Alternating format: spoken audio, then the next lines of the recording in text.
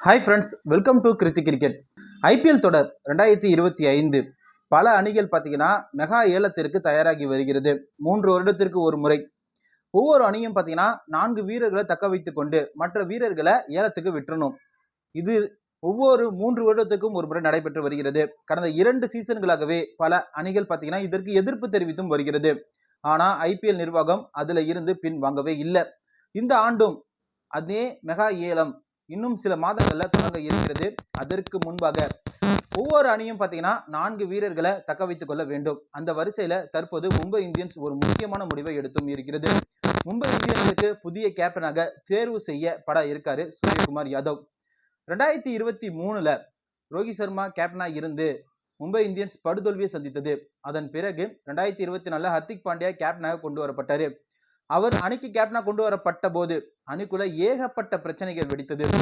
Team பார்த்தீங்கன்னா ஒற்றுமையாக இல்லை. ரோஹித் சர்மா, சூரியகுமார் யாதவ், ஜஸ்பிரீத் பும்ரா, திலக் வர்மா இவங்கெல்லாம் பார்த்தீங்கன்னா அதிருப்தியில் இருந்தாங்க. அதன் காரணமா 2025 ஐபிஎல்ல மும்பை இந்தியன்ஸ் அணியில இருந்து இவங்கெல்லாம் விலக போறதாகவும் சில தகவல்கள் வெளியாகி இருந்தது.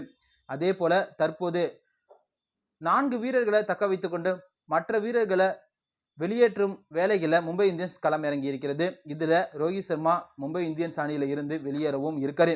அவரை எந்த அணி ஏலம் எடுக்கும் அப்படிங்கிற மிகப்பெரிய எதிர்பார்ப்பும் இருந்து வருகிறது. இந்த நிலையில அந்த 4 வீரர்களை மும்பை இந்தியன்ஸ் அணி தக்க வைக்க இருக்கிறது. அந்த 4 வீரர்கள் யாராருன்னு பார்த்தோம்னா திலக் வர்மா, சூரியகுமார் யாதவ், ஹர்திக் பாண்டியா, ஜஸ்பிரீத் பும்ரா. இந்த 4 வீரர்களை மட்டுமே மும்பை இந்தியன்ஸ் அணி தக்க வைக்க போகிறதாம். அதுல ஹர்திக் பாண்டியாவிற்கு கேப்டன் பதவி கொடுக்கப்படல அப்படின்னும் சூரியகுமார் யாதவுக்கு தான் கேப்டன் பதவி கொடுக்க முடிவெடுத்தும் இருக்காங்களாம். ஏன்னா தற்போது T20 கேப்டனா இருந்த ஹர்திக் பாண்டியாவை இந்திய அணியில இருந்து நீக்கிவிட்டு சூரியகுமார் யாதவுக்கு கேப்டன் பதவி கொடுக்கப்பட்டது.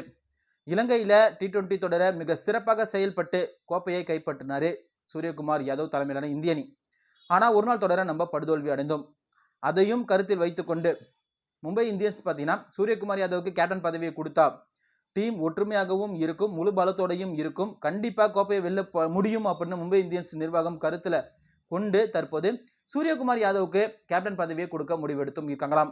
ஹர்திக் பாண்டியா ஒரு ஆல்ரவுண்டர் அப்படிங்கிறதுனால பேட்டிங் பவுலிங் மிக சிறந்த ஒரு நபர் அப்படிங்கிறதுனால அவரை மும்பை இந்தியன்ஸ் அணியில இருந்து கழட்டி விட முடியாது அப்படின்னும் அவரை அணியில வைத்துக் கொள்ளலாம். ஆனால் சூரியகுமார் யாதவ் கேப்டனா செயல்படட்டும் அப்படின்னு மும்பை இந்தியன்ஸ் நிர்வாகம் முடிவெடுத்தும் இருக்கிறதாம். இந்த தகவல் தான் தற்போது சமூக வலைத்தளங்களில் வேகமாக பரவியும் வருகிறது. இந்த வீடியோ உங்களுக்கு பிடிச்சிருந்தா நம்ம சேனலை மறக்காம சப்ஸ்கிரைப் பண்ணுங்க. அப்படியே பக்கத்தில் உள்ள பெல் ஐக்கனையும் கிளிக் பண்ணிடுங்க. நன்றி.